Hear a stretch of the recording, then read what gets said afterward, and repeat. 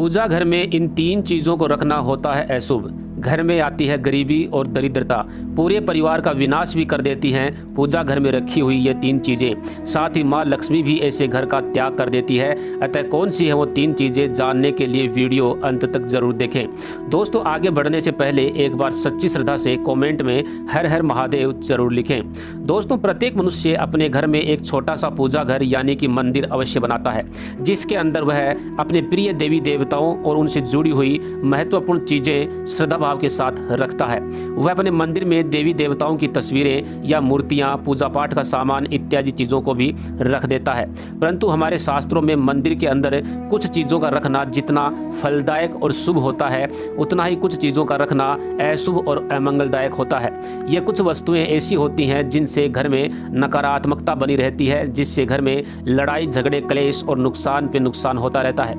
आज हम जानेंगे कि ऐसी कुछ अशुभ चीज़ों के बारे में जिन्हें कई लोग जाने अनजाने में घर के मंदिर में रख देते हैं। अगर आपके भी मंदिर में ऐसी कोई चीज़ रखी हुई है तो उन्हें तुरंत हटाकर किसी दूसरे स्थान पर रख दें, लेकिन पूजा घर में भूल से भी ना रखें। लोग ऐसा इसलिए करते हैं क्योंकि उन्हें लगता है कि ये चीज़ें धार्मिक हैं और इनकी पूजा की जानी चाहिए। भगवान श्री कृष्ण कहते हैं कि कलयुग में मनुष्य कुछ अशुद्ध चीज़ों को धार्मिक मानकर उनकी पूजा करेंगे, जबकि उन चीज़ों को शास्त्रों में वर्जित माना गया है। भगवान श्री कृष्ण ने इसकी भविष्यवाणी पहले ही कर दी थी कि कलयुग में मनुष्य अधार्मिक और अशुभ चीज़ों को भी पूजेगा। तो चलिए जान लेते हैं कि हमें हमारे पूजा घर में कौन सी चीज़ें रखनी चाहिए और कौन सी नहीं। सबसे पहली चीज़ है स्वास्तिक। घर के मंदिर में स्वास्तिक अवश्य होना चाहिए, या तो आप इसे रोली से बना लें, क्योंकि स्वास्तिक आपके घर की शक्ति, सुरक्षा, सौभाग्य, समृद्धि और शुभता का प्रतीक माना जाता है। यही मुख्य कारण है कि कोई भी शुभ कार्य होने से पहले स्वास्तिक का चिन्ह अवश्य बनाया जाता है। दूसरी चीज़ है दोस्तों कलश।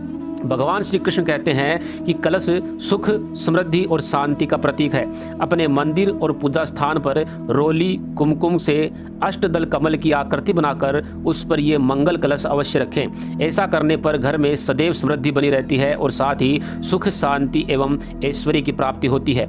तीसरी चीज है दीपक और धूपदान। भारत की परंपरा मिट्टी से जुड़ी हुई है, इसलिए मंदिर में पारंपरिक मिट्टी का दीपक अवश्य होना चाहिए। अगर आप मिट्टी का दीपक नहीं रख सकते तो धातु के दीपक का उपयोग करें। अगर भगवान में आपकी आस्था अधिक हो तो आप उपला रखकर गुड़ और घी का धूप भी दे सकते हैं। ऐसा करने से घर में सुख शांति बनी रहती है। चौथी चीज है शंख। बहुत ही कम लोग जानते हैं कि शंख की उत्पत्ति समुद्र मंथन के 14 रत्नों के साथ हुई थी। इसी कारण शंख माँ लक्ष्मी को अत्यंत प्रिय है। शंख की ध्वनि से सकारात्मक ऊर्जा का भी संचार होता है, इसलिए मंदिर में शंख अवश्य होना चाहिए। शंख की घर में उपस्थिति से माँ लक्ष्मी जी प्रसन्न रहती हैं और उस घर में कभी भी धन की कमी महसूस नहीं होती। पांचवी चीज है घंटी। मंदिरों में आपने घंटी अवश्य देखी होगी, क्योंकि घंटी को अत्यंत शुभ माना गया है। इसलिए जिस घर के मंदिर में घंटी की आवाज होती है वहाँ का वातावरण शुद्ध एवं पवित्र होता है।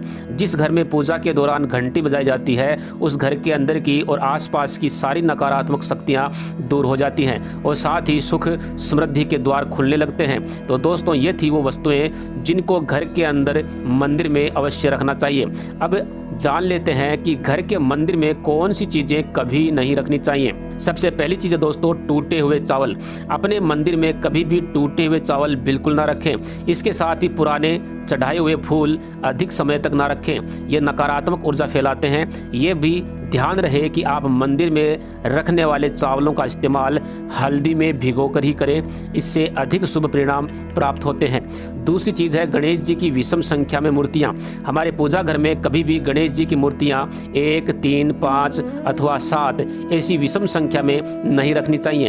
अपने मंदिर में गणेश जी की केवल 2 मूर्तियाँ रखें, इसे अत्यंत शुभ माना जाता है। यदि आप अपने मंगल की कामना करते हैं तो गणेश जी की मूर्ति मुख्य द्वार पे अंदर की तरफ मुख करके लगाएं।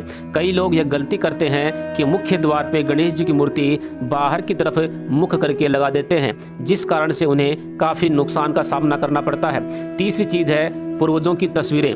यदि आपने अपने घर के मंदिर में अपने पूर्वजों की तस्वीर लगा रखी है तो इन्हें तुरंत हटा दें, क्योंकि वास्तुशास्त्र एवं ज्योतिष शास्त्र के अनुसार घर के मंदिर में मृत परिजनों की तस्वीरें रखने से अशुभ परिणाम प्राप्त होते हैं।